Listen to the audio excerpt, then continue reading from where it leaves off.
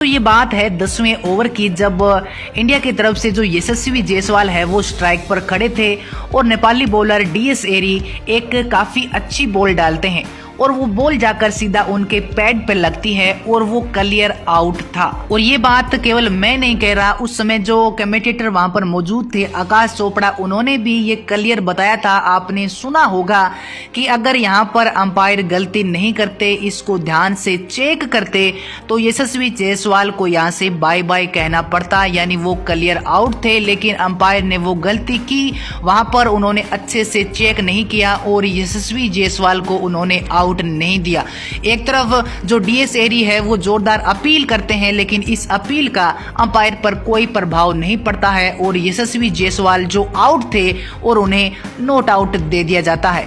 उस समय दोस्तों जो यशस्वी जायसवाल है वो अपने 70 रन के निजी स्कोर पे थे, लेकिन उसके बाद अगर हम बात करें तो यशस्वी जायसवाल इस इनिंग के अंदर 100 रन बनाते हैं, यानी दोस्तों उनके जो 30 रन है वो फालतू के ही इस टारगेट में शामिल हुए थे। लेकिन दोस्तों डीएस एरी भी एक नेपाली खून है, यूं हार मानने वाले नहीं थे। इस चीज का बदला लिया उन्होंने ऋतुराज गायकवाड़ से। जी हां दोस्तों, इसी ओवर के अंदर उन्होंने ऋतुराज को चलता किया और अपना बदला लिया। लेकिन दोस्तों वहां पर जो यशस्वी जायसवाल वाली गलती अंपायर की माफ नहीं की जाएगी। उसके बाद दोस्तों दूसरी बड़ी गलती होती है सेकंड इनिंग के दौरान, जब नेपाली बैट्समैन जो कुशाल बुटेल है वो बैटिंग कर रहे होते हैं। 9वें ओवर के दौरान जो कुशाल बुटेल है वो अच्छा एक पिकअप शॉट खेलते हैं, लेग साइड में उठाकर मारने की कोशिश करते हैं, लेकिन वो सीधा कैच थमा देते हैं इंडियन फील्डर के हाथ में।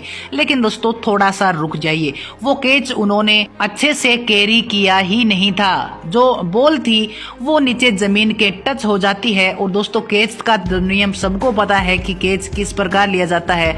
जब बॉल जमीन के टच हो जाती है तो वो किस प्रकार उसे आउट दिया जाता है, ये मुझे नहीं समझ में आया। वहां पर अंपायर ने एक बार फिर से गलती की, बॉल जमीन के टच हो गई, फिर भी अंपायर ने कुशाल बुटेल को क्लियर आउट दे दिया। तो दोस्तों इस वीडियो के अंदर मैं ये क्लियर कह सकता हूं, मुझे कोई संकोच नहीं है कि नेपाल हारा नहीं, हराया गया है और भारत जीता नहीं, जिताया गया है। अंपायर की 2 गलती ने यूं मानो नेपाल की पूरी मेहनत पर पूरी तरह से पानी फेर दिया। नेपाल ने इस एशियन गेम के अंदर बहुत अच्छी मेहनत की थी और काफ़ी जो 2 मुकाबले जीते थे वो बहुत ही बड़ी बड़ी जीत उन्होंने हासिल की थी, एक के बाद एक रिकॉर्ड उन्होंने कायम किए थे, तब जाकर वो यहाँ पर क्वार्टर फाइनल में पहुंचे थे। और क्वार्टर फाइनल के अंदर अंपायर ऐसे खड़े थे जिन्होंने यूं मानो कि कुछ देखा ही नहीं हो और गलत डिसीजन देते गए। पहले इनिंग के दौरान गलत डिसीजन दिया गया, सेकेंड इनिंग के दौरान फिर से गलत डिसीजन दिया गया और उसी के चलते